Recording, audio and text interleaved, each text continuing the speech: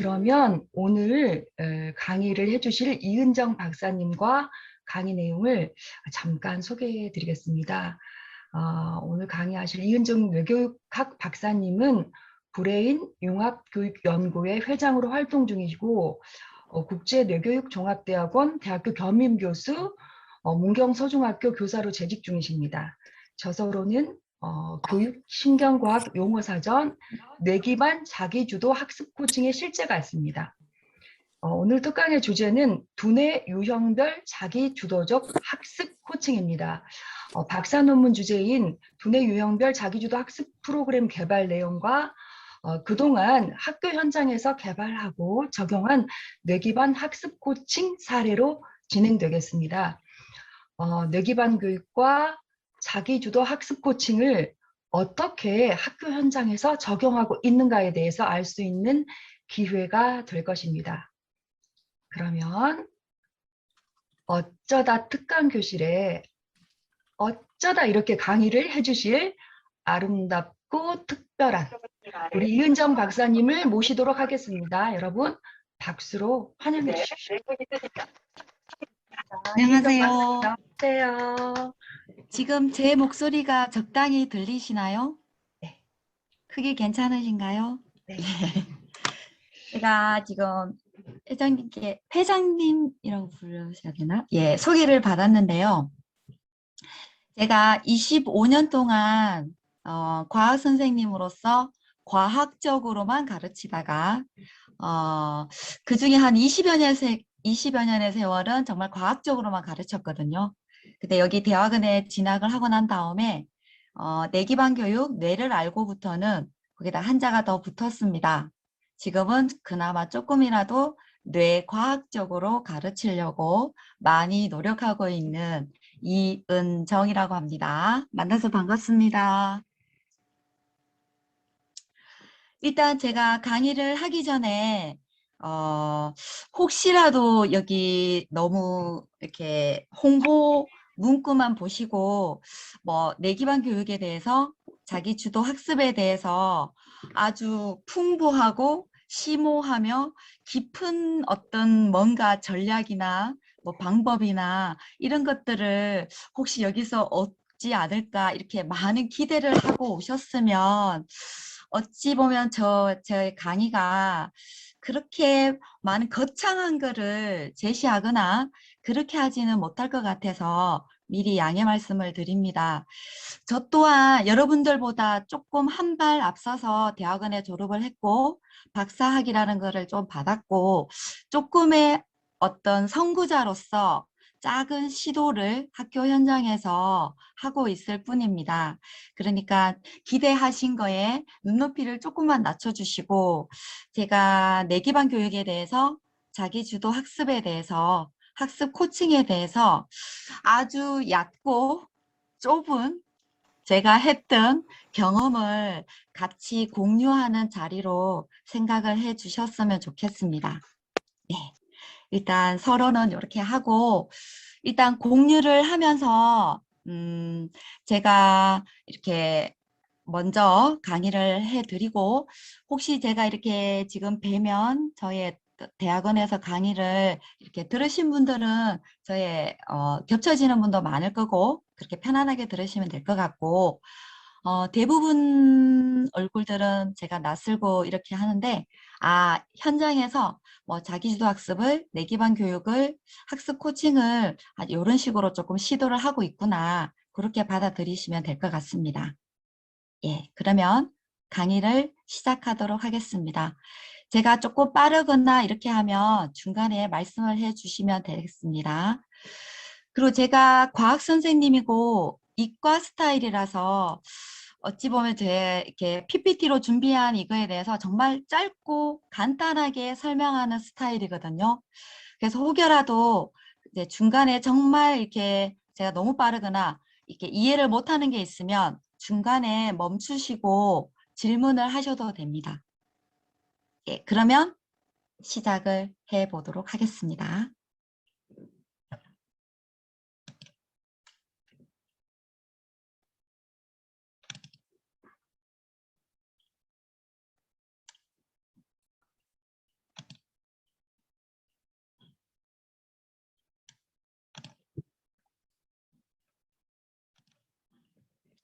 공유가 되었나요? 네, 되셨습니다. 네. 예, 오늘 제가 강의할 주제는 다시 한 번 더 말씀드리면 두뇌 유형별 자기주도적 학습 코칭에 대해서 얘기를 나누고자 합니다. 네, 저는 이 국제내교육종합대학원대학교에 2015년도에 입학을 해서 2018년도에 졸업을 했습니다. 그래서 내교육학 박사를 받았고 현재 문경에 있는 문경서중학교에서 과학 선생님을 하고 있습니다. 제가 오늘 말씀드릴 주제 크게 키워드가 세 가지입니다. 첫 번째는 두뇌 유형에 대해서, 두 번째는 자기 주도 학습에 대해서, 그다음에 세 번째는 학습 코칭에 대해서 이 큰 세 가지 주제를 다 모으면 저희 이제 논문 주제이기도 하고 오늘의 주제이기도 한 두뇌 유형별 자기주도적 학습 코칭에 대해서 간단하게 말씀드리고 마지막에는 제가 꼼꼼하지 못한 스타일이라서 그동안에 학생들하고 많이 나눈 거에 어떤 사례를 제시하고자 할 때 사진 기록이 찾아봐도 그렇게 많지가 않더라고요. 그래서 남아있는 그 사례 위주로 해서 간단하게 소개를 하도록 하겠습니다.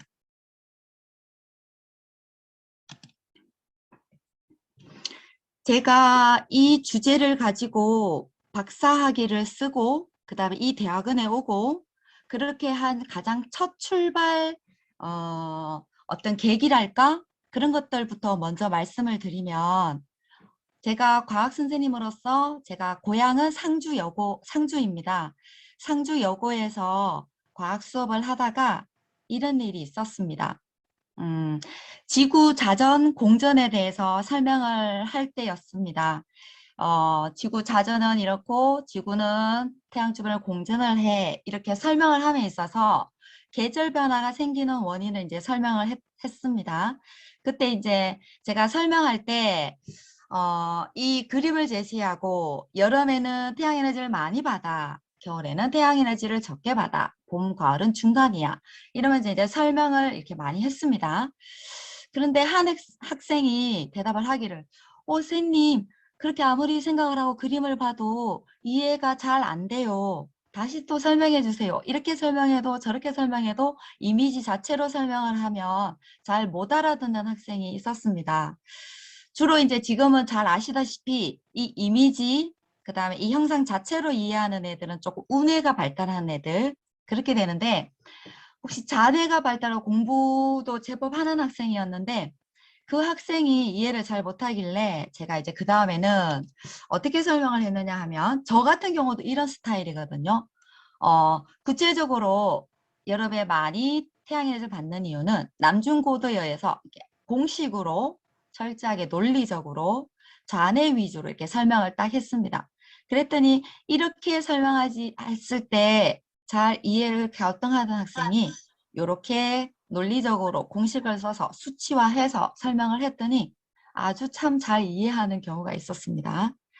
그리고 여고생인데도 어떤 학생들은 이렇게 썽으로 아주 즐겁게 이런 거 할 때는 정말 참여를 또 많이 하는 학생이 있었고요. 무엇보다도 가장 저에게 교직 경력 이때만 해도 한 10몇 년, 18년, 20년 정도 되었을 때 저에게 아주 내리를 딱 스쳐 지나가면서 아 이런 학생도 있구나 이렇게 한 게 제일 마지막 경우의 수입니다. 이 학생은 과학이 너무 어려워서 제가 과학 시간에 들어가면 수학이나 과학 같은 경우에는 잠을 많이 자던 학생이었습니다. 그래서 공부도 좀 제법 하는데 제가 안타까워서 이렇게 어느 날 불러가지고 이렇게 면담 겸 하는 과정에서 이 시를 저에게 보여주더라고요.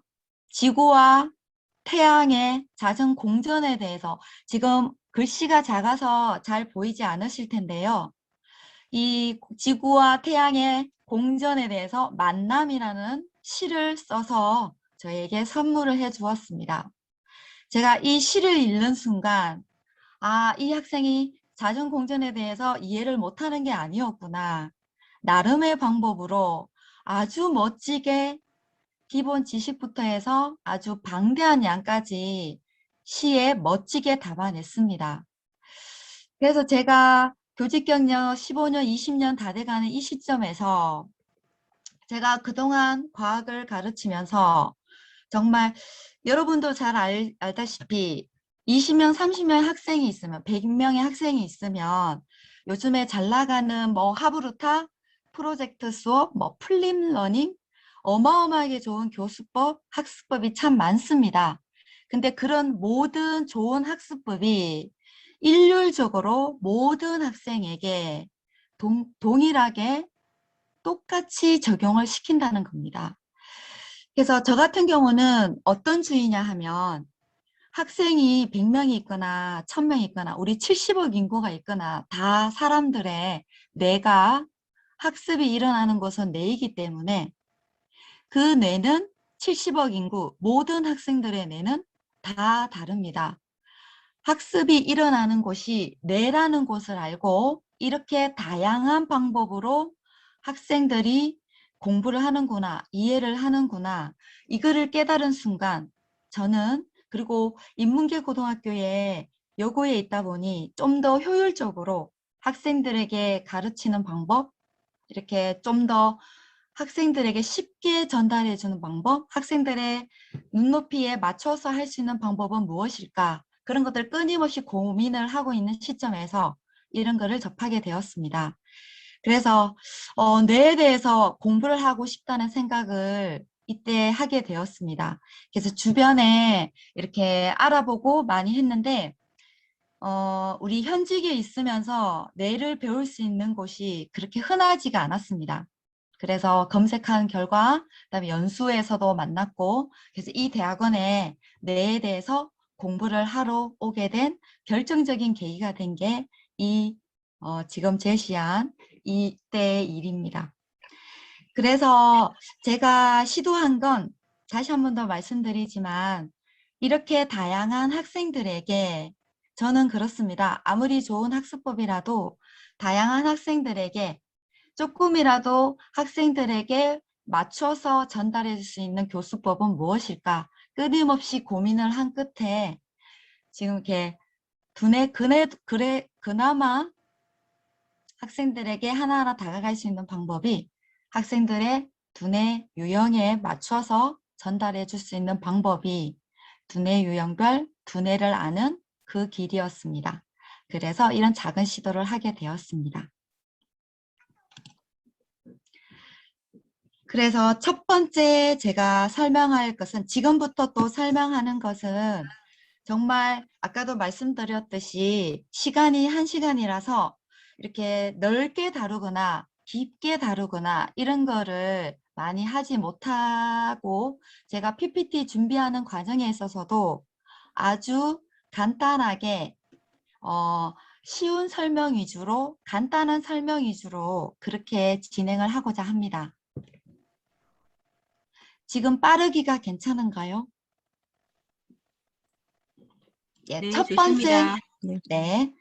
첫 번째 파트는 두뇌 유형에 대해서 제가 간단하게 말씀을 드리겠습니다. 저의 박사 논문이나 제가 이제 오늘 이렇게 하는 가장 중요한 키워드가 두뇌 유형인데요. 이 두뇌 유형을 제가 판별을 하고 시도를 하고자 해서 찾아봤는데 선행연구나 이런 거 찾아본 결과 학생들에게 두뇌 유형을 판별할 수 있는 그 어떤 검사 도구도 잘 없더라고요. 그래서 학습자에게 맞는 두뇌 유형을 판별할 수 있는 거기에 선행연구에서 가지고 온 두 가지 그게 바로 첫 번째가 일단은 간단하게 여기에서는 말씀을 드리겠습니다. 전뇌 모형이라는 것이고요. 두 번째는 뇌 기반 학습 유형 이 두 가지 선행연구에서 제가 저만의 학생들의 두뇌 유형을 판별할 수 있는 두뇌 유형을 그대로 그나마 구별할 수 있는 그를 새롭게 제가 박사 논문에서 시도를 하게 되었습니다. 제가 가지고 온 이론적 배경의 첫 번째 뇌 기반 학습 유형입니다. 첫 번째 학습 유형은 장독립성과 장의존성 학습 유형입니다. 혹시 들어보셨을 텐데 장독립성은 제가 이것도 간단하게 짧게만 설명을 해드리겠습니다. 장독립성은 말 그대로 장입니다. 학습의 장에 철저하게 이제 독립되어 있다는 말은 영향을 받지 않는 학생들이라고 생각을 하시면 됩니다. 두 번째, 학습의 장, 다시 말하면 또 주변의 환경에 독립되어 있는 학생, 장의존성 학생은 친구의 주변의 환경에, 그 다음에 어떤 교실의 분위기에 이런 영향을 쉽게 받는 학생이라고 생각하면 됩니다. 그래서 제가 내기반 학습 유형의 첫 번째 학습 유형에 갖고 온 장독립성, 장의존성 학습자의 특성이고, 그다음에 여기에 맞는 교수학습 방법, 이거는 제가 한 게 아니라 선행연구 여기에서 갖고 왔다고 보시면 됩니다. 그래서 첫 번째 장독립성, 장의존성입니다. 두 번째 학습 유형은 포맷 이론이라고 크게 학습자를 Y형, What형, How형, If형 이렇게 나누어서 학습자의 특성, 그다음에 거기에 맞는 교수 학습 방법. 이것도 말씀드렸듯이 제가 자세히는 설명을 못 해드리고 저의 두뇌 유형을 탄생시키기 위한 내기반 학습 유형 두 번째 학습 유형이라고 보시면 됩니다.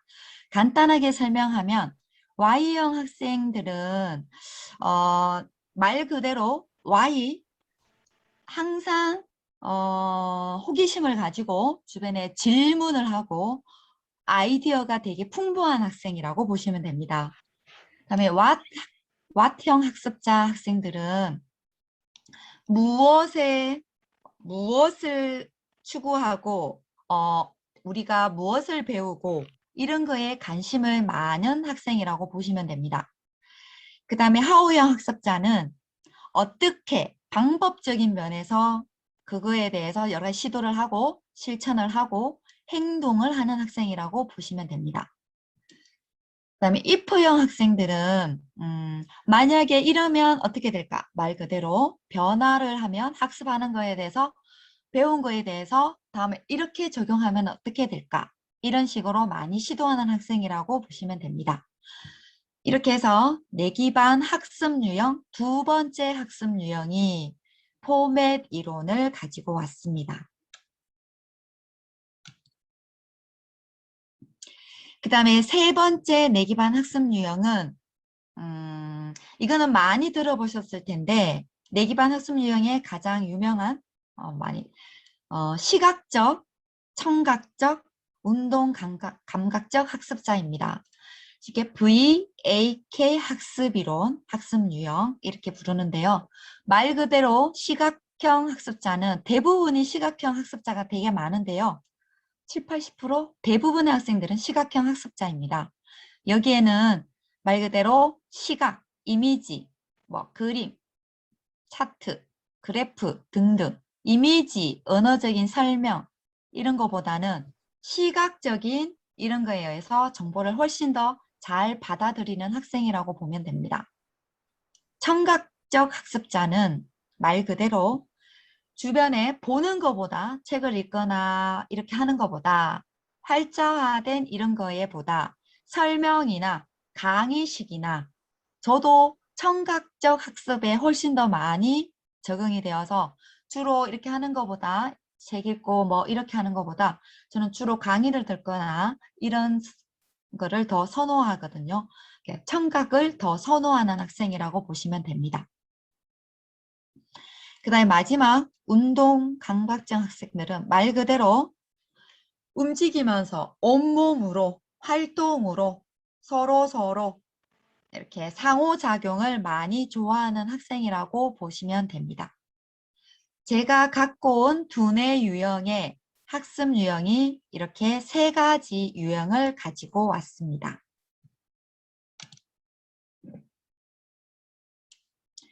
저의 두뇌 유형을 판별할 수 있는 검사 도구를 가지고 온 가장 중심 이론이 바로 네드 허만의 전내 모형입니다.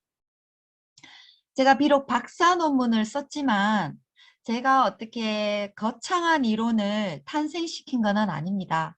이렇게 선행 연구에서 가지고 왔습니다.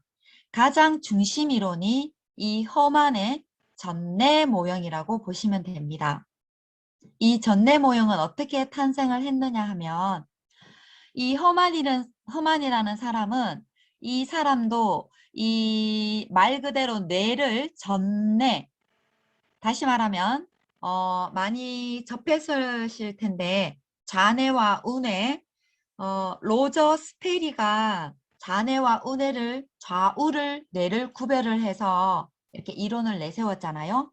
그 자뇌와 우뇌와 그 다음에 폴 맥닐이라는 분도 많이 들어보셨죠? 이분은 삼위일체 유형, 위아래 3층 구조의 뇌 구조를 구별하신 분이잖아요. 그 중에서 일단 대뇌 피질, 그 다음에 변형계, 제일 하부뇌인 뇌간을 제외를 한 좌우 스페리의 좌우뇌와 그 다음에 맥린의 대뇌 피질, 변형계, 위아래를 허만이 두 개를 합성을 해서 전내 모형, 이렇게 좌뇌 위쪽을 좌상뇌, 아래쪽을 좌하뇌, 오른쪽 뇌 위쪽 우상뇌, 우하뇌, 이렇게 뇌를 4개의 영역으로 나누었습니다. 이거는 수많은 두뇌의 사고 스타일, 어떻게 사고하느냐, 그 과정에 있어서 이 허만이 4가지 유형으로 구별을 했습니다.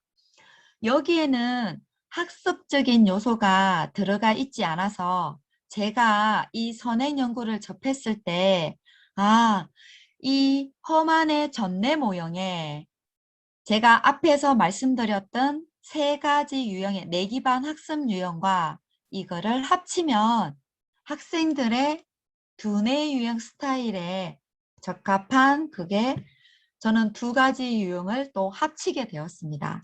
그렇게 해서 탄생한 게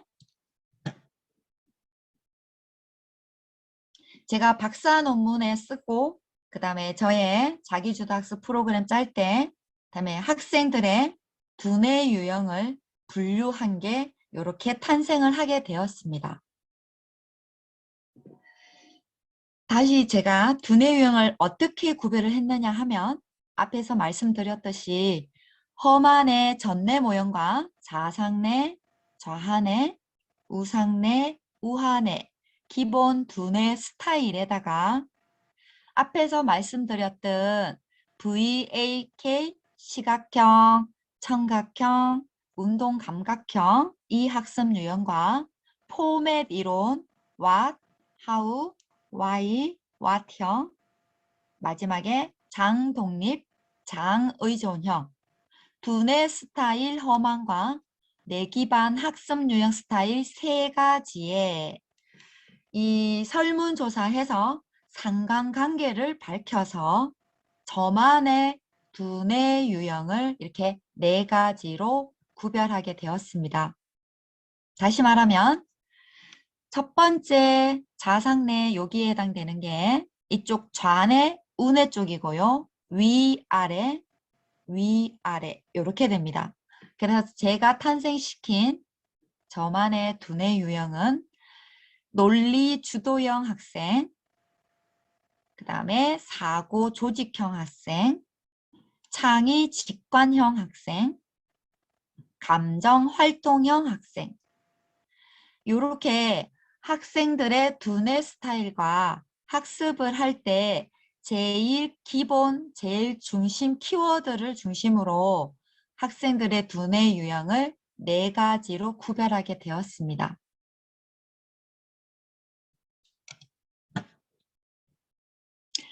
글씨가 작아서 두뇌 유형별 학습자의 특성이 잘 보이지 않으실 텐데요. 제가 짧고 굵게 혹시 본인의 지금 저의 간단한 설명을 듣고 A형, B형, C형, D형, 논리 주도형부터 해서 감정 활동형 이 중에 본인은 어떤 유형에 속하는지 시간이 많지 않아서 제가 짧고 간단하게 설명을 해 드릴 테니 한번 판별을 한번 해 보시기 바랍니다.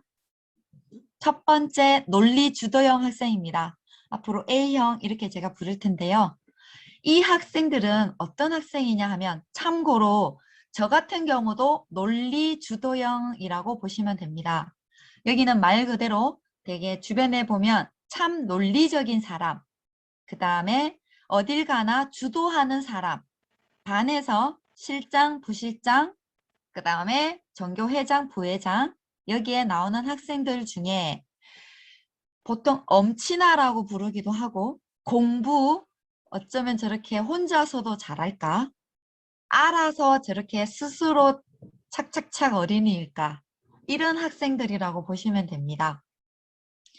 엄청 공부하는 방법도 잘 다듬어져 있고 그 다음에 혼자서 여기서 보면 좌뇌 2개 A형과 B형 학생들, 특히 A형 학생들은 개별 학습을 참 선호하는 학생입니다. 저 같은 경우도 모둠해서 활동을 해서 모아서 이렇게 하는 것보다 저 혼자 조사하고 혼자서 하고 판별하고 뭐 하고 좀 이런 스타일이거든요.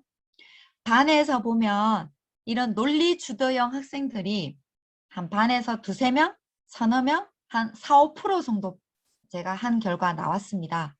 그런 학생들이 논리 주도형 학생입니다. 저 안에 대뇌 변형계가 발달한 학생들이라고 보시면 됩니다. 그게 A형 논리 주도형 학생이라고 제가 판별을 했습니다. 두 번째 학생은 사고 구조형 학생입니다. 이건 말 그대로 좌뇌가 발달하고 변형계가 발달한 학생들.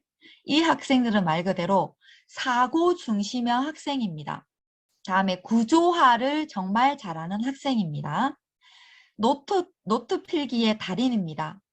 정말 꼼꼼하고 체계적으로 정말 공부를 할 때 하나하나 루틴대로 이대로 하나하나 필기하면서 노트 필기도 하고 세세하게 꼼꼼하게 그 과정대로 잘 해야지 공부가 잘 되는 학생이라고 보시면 됩니다. 그 다음에 세 번째는 창의 직관형 학생입니다. 이 학생들, C형 학생들은 말 그대로 되게 창의적인 학생들, 그 다음에 직관이 뛰어난 발달한 학생들, 학교에서 참 독특한 학생, 괴짜 학생, 쟤는 생각하는 게 참 스타일이 달라, 독특해. 근데 말하는 게 내놓은 그 스타일은 그 누구도 생각하지 못하는 어마어마한 창의적인 아이디어를 많이 내는 학생. 이렇게 생각하시면 됩니다. 그 다음에 이 퍼센테이지는 아까 한 4, 5%, B형 사고구조형 학생들은 한 1, 20%, 창의 직관형 학생들은 조금 더 10% 전후, 대부분의 4, 50% 학생들, 친구 따라 강남 가는 학생들, 공부를 함에 있어서 도입 시간이 어마어마하게 긴 학생들, A형, 잔해형, 특히 논리주도형 이 학생들은 공부하는데 바로 도입 시간 없이 들어가고 공부하는 거에 있어서도 체계적으로 착착착 하는 거에 있어서 어마어마하게 구조화, 체계화 이런 것들이 정말 잘 된 학생들인데 특히 D형 학생들은 되게 감정적입니다.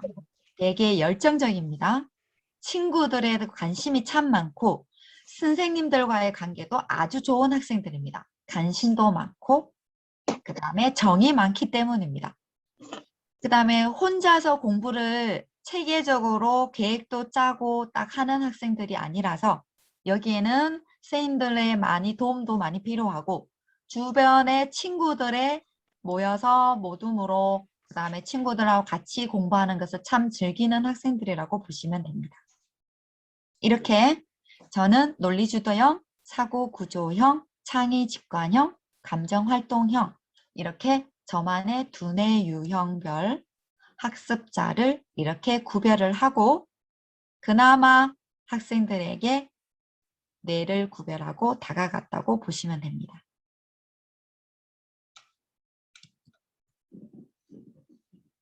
그러면 이 두뇌 유형 검사 도구 척도 개발을 어떻게 했느냐? 이것도 제가 제일 처음과 제일 끝만 갖고 왔습니다.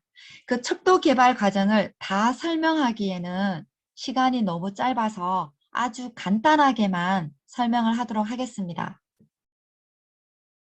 제가 두뇌 유형을 어떻게 이 검사 문항 도구를 갖고 왔느냐 하면 앞에서도 말씀드렸듯이 저의 이론적 배경이 허만의 전내 검사, 다음에 포맷 이론, VAK 검사, 장 독립, 장 의존성 검사.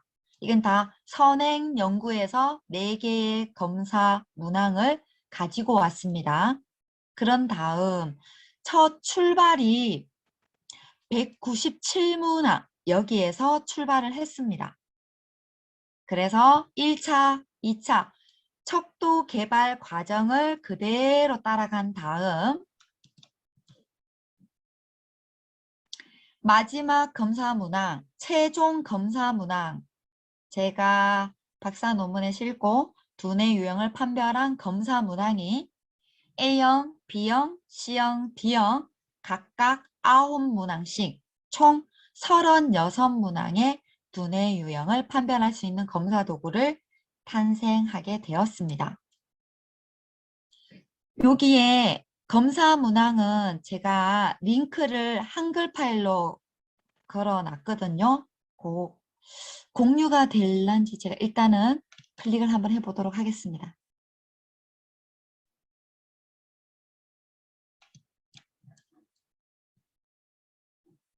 공유가 되었나요? 채팅방에 올려주시면 어떨까요? 그러면 일단 시간이 없어서 제가 이거는 진행을 하고 나중에 채팅방, 공유방에 이 검사 문항은 공유를 하도록 하겠습니다. 첫 출발 197문항에서 제가 두뇌용을 판별할 수 있는 총 36문항으로 구성되어 있습니다. 바로 이렇게 판별할 수 있게 제가 한글 파일로 만든 한글 파일 공유를 해드리도록 하겠습니다. 이렇게 해서 두뇌 유형 파트는 제가 마무리를 하고요. 두 번째 자기주도 학습 파트입니다. 저의 가장 주된 중심 이론이 두뇌 유형이고 자기주도 학습에 있어서는 제가 어떻게 크게 전달을 해줄 만한 게 크지가 않아서 아주 간단하게 가지고 왔습니다. 자기주도 학습이라는 게 무엇인지 제가 선행연구 수많은 선행연구들 중에서 제가 가장 저의 생각과 맞고 자기주도 학습의 정의를 가장 잘 내렸다고 생각하는 이 놀스의 자기주도 학습 정의를 가지고 왔습니다. 보시다시피 학습 동기부터 학습 목표를 세우고 학습 전략을 선택을 하고 학습 평가를 내리기까지 학습자가 주도권을 가진 그게 바로 자기주도 학습입니다. 저 같은 경우는 여기에 동기부터 평가까지 목표 전략 여기에다가 조금 더 추가를 해서 자기주도 학습을 좀 더 광범위하게 환경, 행동까지 넣어서 제가 제일 뒤쪽에 두뇌 유형별 자기주도 학습 그 학습 코칭 그 내용 거기에 더 자세히 소개를 하도록 하겠습니다.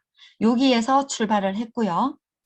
제가 또 박사 논문을 처음에는 과학습 이론 그쪽으로 가려다가 좀 더 광범위하게 자기주도 학습을 더 연구 주제를 확대한 이유는 학생들에게 자기주도 학습을 하게 하면 이 학생들이 더 나아가서 저 또한 앞으로 추구하는 게 학생들의 자기주도 학습도 그렇고 주변 사람들의 그다음에 제가 가지고 있는 이 지식과 제가 알고 있는 이 경험을 더 나누고 싶은 게 앞으로의 저의 사명이고 소임입니다.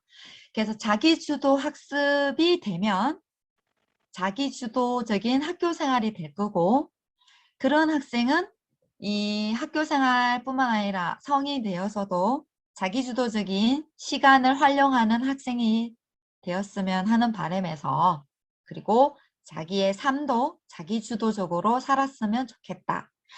그 다음에 나아가서 사회생활을 하게 하면 그때도 자기주도적으로 그 다음에 자기의 삶, 인생을 자기주도적으로 살았으면 좋겠다. 이런 취지하에 저의 연구 주제 지금도 열심히 자기주도성을 강조를 하고 있습니다. 자기주도 학습은 이렇게 간단하게 말씀을 드리고요. 나머지는 두뇌용별 자기주도 학습 거기에 말씀을 드리도록 하겠습니다. 그다음에 세 번째 파트는 학습 코칭입니다. 여기 또한 저도 여러분들 눈높이하고 이 학습 코칭 눈높이는 크게 다르지 않습니다. 학습 코칭에 대해서도 아주 간단하게만 언급을 하도록 하겠습니다. 학습 코칭이란 일단 제가 나름의 정의를 내렸는데요. 학생 스스로 저는 정말 강조하는 게 제가 그동안 많은 시간, 세월 동안 20여 년의 세월 동안은 제가 주도하에 교사 주도하에 그런 수업을 많이 했고 학습을 많이 시켰는데 지금은 정말 학생 주도하에 많이 하려고 노력을 하고 있습니다.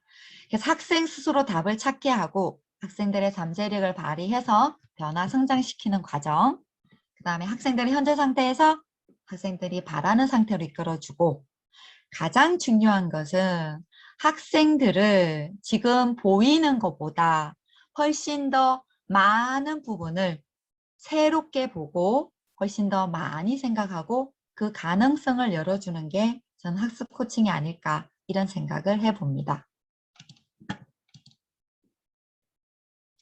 그리고 저는 항상 이렇게 과학 선생님으로서 갈릴레오 갈릴레이를 참 존경을 하는데요. 이분이 아니었으면 학습 코칭에 있어서도 아주 이분이 참 멋진 말씀을 하셨습니다. 여기 사람은 되어 있는데 제가 학생은 이렇게 바꾸겠습니다. 학생은 아무도 가르칠 수 없습니다. 아무리 경력이 많은 저 다른 분들도 선생님이 아무리 가르쳐도 학생은 가르칠 수 없습니다. 그저 우리는 학생들이 가지고 있는 잠재 능력을 스스로 발휘할 수 있도록 저도 최선을 다해서 도우려고 하고 있습니다. 저 같은 경우도 여기에 주로 제시한 게 어떤 스킬이나 방법이 아니라 제가 바라보는 자기주도 학습, 학습 코칭, 이거에 저의 어떤 철학, 기본 철학, 생각 이거 위주로 준비를 했습니다. 그래서 학습 코칭의 철학 알고 계신 분들도 참 많을 텐데요. 제가 그냥 코치 협회에서 한 코칭 철학을 학습 코칭 철학 이걸로 학생으로 바꿨을 뿐입니다. 저는 항상 첫 번째 모든 학생에게는 무한한 가능성이 있다고 저는 항상 생각을 합니다. 그 가능성을 이끌어주는 게 또한 우리의 소임이라고 생각을 합니다. 저의 남은 소임이라고 생각을 합니다. 그래서 무한한 가능성을 향해 가고 있고요. 두 번째, 자꾸 제가 경력이 짧았을 때는 제가 모든 해답을 찾아주려고 했습니다. 공부를 함에 있어서도 제가 자꾸 제시를 하려고 했습니다. 근데 지금은 학생들에게 내부에서 자꾸 찾으려고 제가 도와주고 있습니다. 그래서 제가 존재하고 있다고 생각을 합니다. 학생들 옆에서 답을 찾기 위해 우리가 선생님이 주변에 여러 선생님들이 여러분들이 계시다고 생각을 합니다. 그 다음에 저는 최대한 안 하려고 합니다. 코칭에 있어서도 세 가지 없는 이거를 최대한 안 하려고 합니다. 자꾸 정의를 학생들에 대해서 지금 너는 어떻다, 너는 이렇다 정의를 내리지 않으려고 합니다. 그리고 저는 예전에는 딱 시험도 내면 학생들처럼 답, 수능도 시험 치면 답 위주로 저도 또한 많은 경력에 있어서 답을 추구했습니다. 그렇지만 지금은 답이 없는 질문을 자꾸 하려고 하고 학생들의 답이 너는 그거는 아니야, 이 답은 아니야 이렇게 하지 않으려고 최대한 노력을 하고 있습니다. 그 다음 저의 계속 예전에는 이거 해라, 저거 해라 자꾸 했는데 지금은 이거 하자. 지시 대신에 함께 하자. 이렇게 가고 있습니다.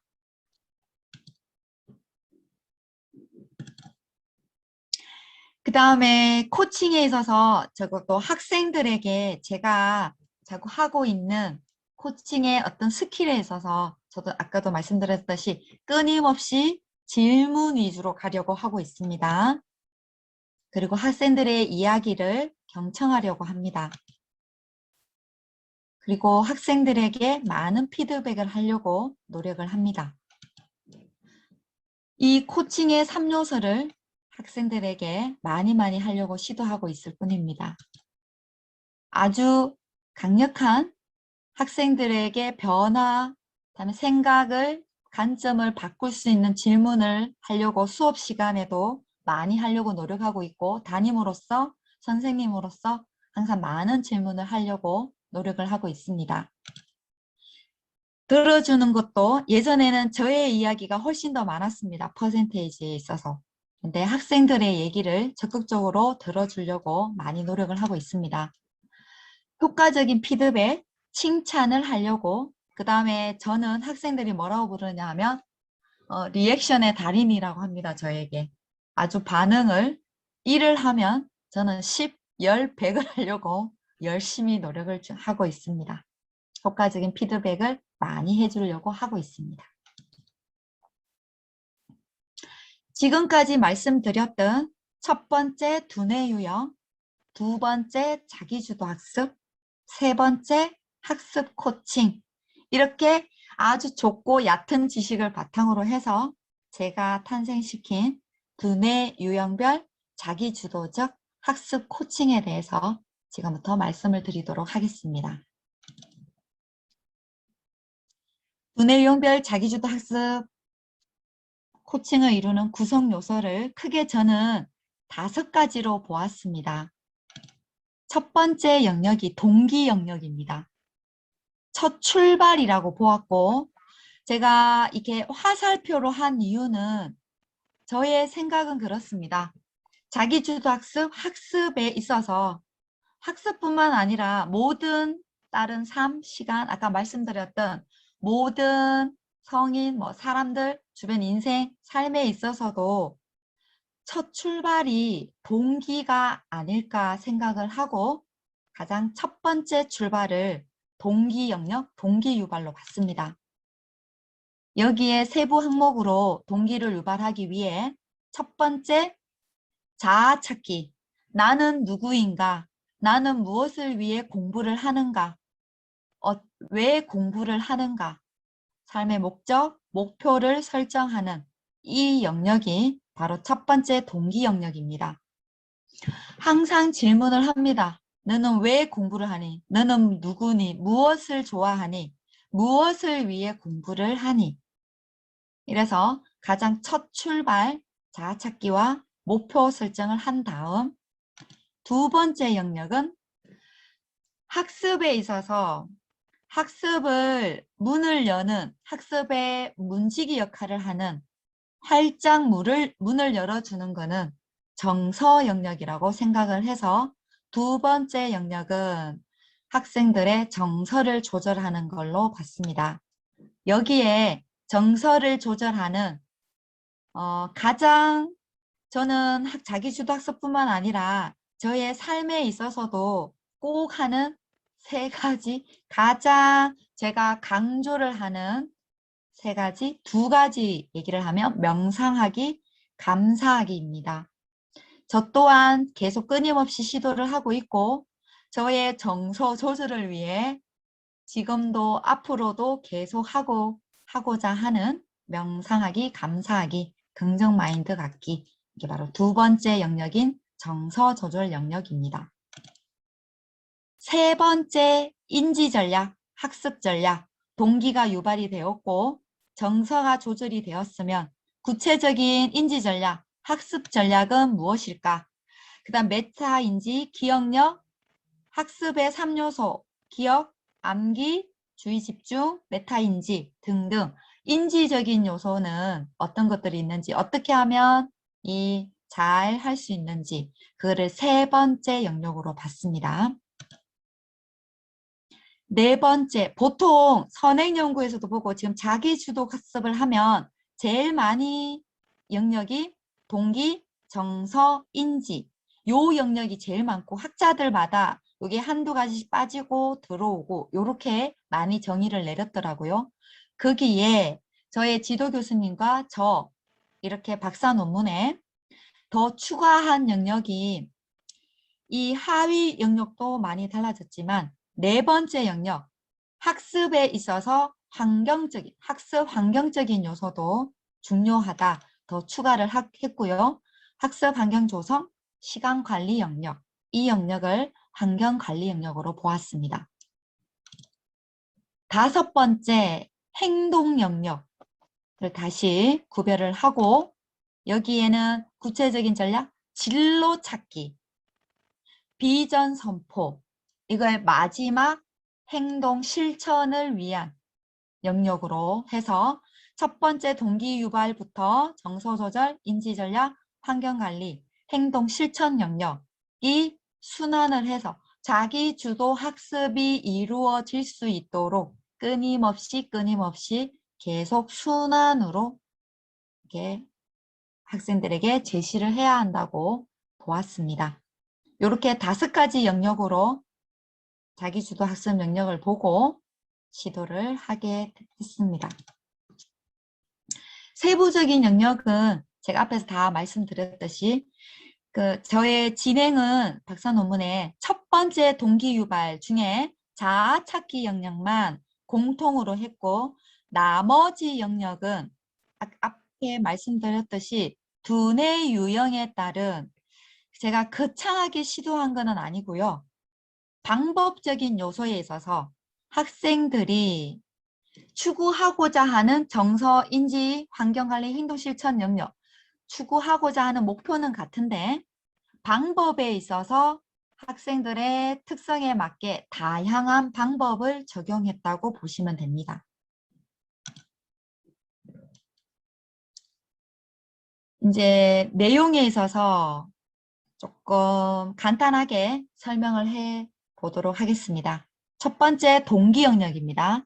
자학 찾기 영역, 이거는 뒤쪽의 사례 영역에서 다시 자세히 말씀드리도록 하겠습니다. 목표 설정 영역에 방법적인 면에서 A형, B형, C형, D형 영역의 유형별로 다양한 방법을 추구를 했습니다. 요거는 사례 영역에서 제시를 하면서 다시 이렇게 구체적으로 설명을 하고요. 여기에 대해서 자세하게 설명할 시간이 안 될 것 같습니다. 일단 이렇게 목표 설정을 두뇌 유형별로 시도를 했습니다.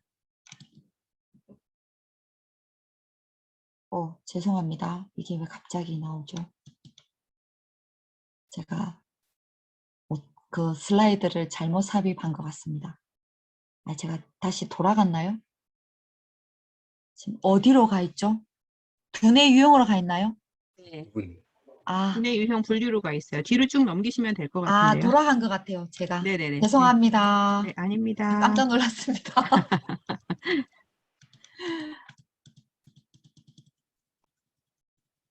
왜 돌아갔죠?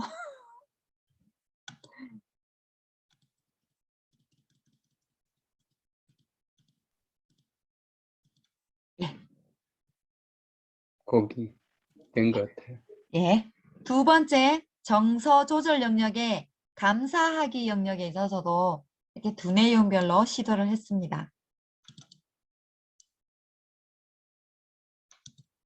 세 번째, 명상하기, 정서 조절 영역의 명상하기 영역입니다. 그 다음 학습 전략 부분에 있어서 제가 앞에서 말씀드렸던 4가지 두뇌 유형별 학습 방법에 있어서 제가 아까 짧게 보여드렸던 부분을 조금 더 확대한 건데요. A형, B형, C형, D형 학생들에 맞는 두뇌 유형 특성에 맞는 학습 방법들을 그나마 이렇게 구별을 했습니다. 그래서 제가 과학 수업을 할 때 이렇게 같은 주제로 다른 방법으로 학습 전략, 학습 방법을 사용했다고 보시면 됩니다. 아, 제가 자꾸 돌아가고 있죠. 죄송합니다.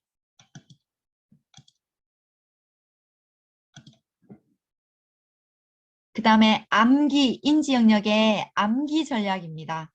이렇게 두뇌 유형별의 방법적인 면에 있어서 다양한 암기 전략을 사용을 했고요.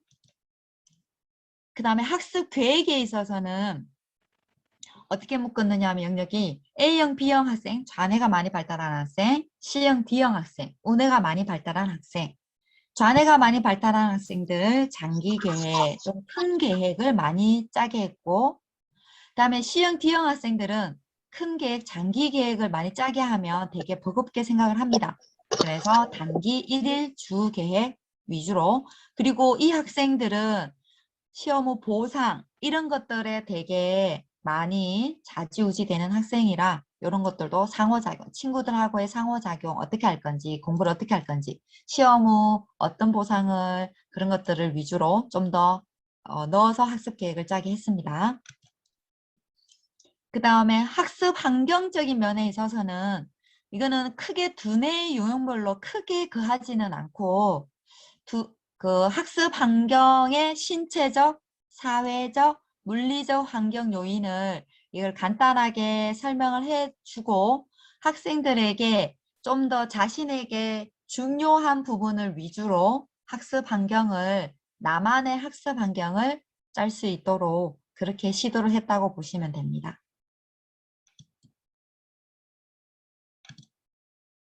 그 다음에 복습, 두뇌 유형별 복습 전략입니다. 그 다음에 두뇌 유형별 노트 필기 전략. 여기까지 두뇌 유형별 자기주도 학습 코칭 어떤 방법적인 면에서 제가 다양하게 시도한 것을 간단하게 소개를 했고요. 이제 앞으로 얘기는 앞에서 말씀드렸듯이 제가 사진이랑 이런 것들을 정말 꼼꼼하게 지금부터 몇 년 전의 일이고 제가 많이 이렇게 둘러봤는데 사진이 그렇게 많이 남아있지 않았습니다. 그래서 남아있는 사진 위주로 사례를 말씀드리도록 하겠습니다. 첫 번째는 자아찾기, 동기 영역의 자아찾기. 이거는 전체 두뇌 유형별로 한 게 아니라 외부에서 전문 자아찾기 이거를 도와줄 수 있는 전문 강사 선생님을 섭외를 해서 학생 전체를 대상으로 자아찾기 특강을 진행을 했습니다. 그때의 사진입니다. 그때 특강을 하고 여러 가지 신체 이렇게 활동도 하고 그 다음에 정서적으로 분위기 잡고 이끌어낸 다음 마지막에 신문지 활동 이걸로 마무리하면서 이렇게 자아 특강을 진행했던 그때의 사진입니다. 나는 누구인가? 나는 또 어떤 사람인가? 다시 돌아보게 하고 자신의 모습을 되돌아보고 찾게 하는 과정이었습니다. 두 번째는 자아찾기에 나는 누구인가 이 영역에 있어서 시도를 많이 한 거 몇 가지를 말씀을 드리도록 하겠습니다. 첫 번째는 리멤버 카드라고 혹시 들어보신 분, 저하고 또 해보신 분들도 있으신데요. 리멤버 카드는 우리들의 무의식적인 영역, 의식이 한 10%, 무의식적인 영역이 90%에 해당되는 무의식적인 영역에 있어서 에드거 샤인 박사가 고안해낸 카드로 구성되어 있습니다. 그 카드를 그냥 직관적으로 자기의 느낌으로 그냥 정서와 일치하는 카드를 고르게 합니다. 그러면 제일 마지막 5장의 카드를 남깁니다. 거기에 자기에게 맞는 그림의 뒤쪽 부분에 보면 나는 어떤 사람이다 이렇게 알려주는 카드가 바로 리멤버 카드입니다. 제가 여러 번 학생들이고 주변에 이렇게 강의할 때도 그렇고 이렇게 시도를 해보면 이 리멤버 카드가 어떤 인지적인 영역, 검사 도구 제가 다음에 소개할 그런 인지적인 영역에 있어서보다 어찌 보면 아까 자아찾기 자신의 모습을 한번 돌아보는 거. 그다음에 나는 어떤 사람인지 학생들이 의외로 나는 어떤 사람인지를 잘 찾지를 못합니다. 거기에 있어서 이 리멤버 카드가 정말 도움을 많이 준다고 생각을 합니다. 그래서 리멤버 카드로 자아 찾기를 시도했고요. 두 번째 또 제시하는 방법은 제가 이 책에서 갖고 왔습니다. 마이커 베이어라는 사람이 쓴 베스트 셀프라는 이 책에서 나의 최고의 자아를 찾기 할 요것도 또한 제가 링크를 걸어놨는데 이것도 나중에 공유를 해드리도록 하겠습니다. 최고의 자아 찾기 수많은 형용사로 되어 있습니다. 그 중에 단계로 찾아가서 나는 어떠한 사람이다. 이렇게 이것도 나의 모습을 찾게 하는 과정. 그것도 한글 파일로 만들어져 있습니다. 이렇게 관심이 있으신 분은 한글 파일 그대로 쓰시고 활용을 하실 수 있게 제가 올려드리도록 하겠습니다. 베스트 셀프. 그 다음은 조하리의 창. 혹시 들어보신 분이 있으실 건데요. 이거는 어떤 내가 나를 바라보는 거와 타인이 나를 바라보는 거를 또한 그 관계에 있어서 분석을 해낼 수 있는 아주 좋은 틀이라고 봅니다. 이거는 조셉 러프트와 해링 햄이라는 사람이 만든 조하리의 창. 이것도 제가 링크를 걸어놨는데 이것도 또한 형용사 57개로 구성되어 있고 진행 방법에 있어서나 이런 것도 요즘 인터넷 치면 다 잘 나오니까 조하리의 창 이것도 자아 찾기나 관계에 있어서 이렇게 정의 내릴 때 아주 좋은 분석 틀이라고 생각을 합니다. 나머지 인지 영역에 있어서나 검사 도구에 있어서나 제가 시도하는 여러 가지 것들 중에 학생들에게 다중지능 검사, 홀랜드 검사, 디스크 검사, MBTI 검사, 앞에 제시했던 허만의 전뇌 검사, 그다음 앞에 제시했던 여러 가지 내기반 학습 유형 검사, 정서지능 검사 등등등등 이런 것들을 가지고 학생들의 자아를 제일 먼저 자아를 찾는 단계 내가 누구이고 무엇을 좋아하고 나는 어떤 사람이고 이런 것들을 끊임없이 한두 가지의 검사 도구나 한두 가지의 그걸로 되지 않다고 생각을 합니다. 그래서 끊임없이 시간이 주어질 때 많은 것을 시도하고 있습니다. 그 다음 영역은 목표 설정 영역입니다. 여기에 제가 A형 학생들, 아까 논리주도형 학생들의 이 시도한 자기 사명서, PDP 이런 게 있는데 거기에 한 사례입니다. 이렇게 자신의 아영이였는데 얘가 한 그 목표 설정 그 영역이었고요. B형 학생들 드림맵, 마인드맵 거기에서 갖고 왔고요. 드림맵. 그 다음에 C형 학생들에게 많이 한 호프트리.